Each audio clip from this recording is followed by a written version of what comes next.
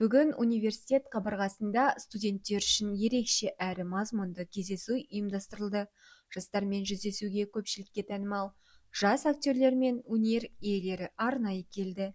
Кездесудің құрметті қонақтары қатарында Бекарыс, Шалқар және Ақмарал Таныбаева болды.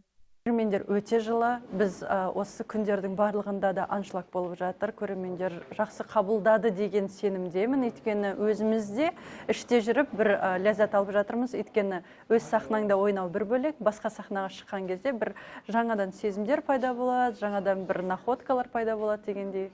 Сондай бір жақсы сезімдерге бөленіп жатырмыз. Еркін форматта өрбіген жүздесу студенттерге ерекше әсер сыйлады. Жастар өздерін қызықтырған сұрақтарын қойып, актерлік шеберлік, шығармашылық ізденіс, өнердегі табандылық пен кәсіби даму жолдары туралы пайдалы жауаптар алды. Түркістан жалпы киелі шаһар, ол мен үшін бөтен емес. Мен өйткені осы оңтүстіктің тумасымын. Шәмші, Мұхтар аталарымыздың жерлесімін.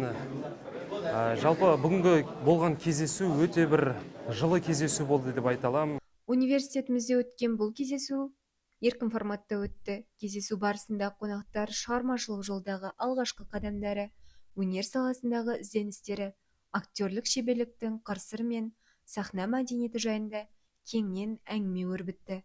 Студенттерге өнер жолының сырт көзге көрінбейтін тұстары, актер мамандығының жауапкершілігі мен үздіксіз еңбекті талап ететіні туралы мазмұнды ой айтылды.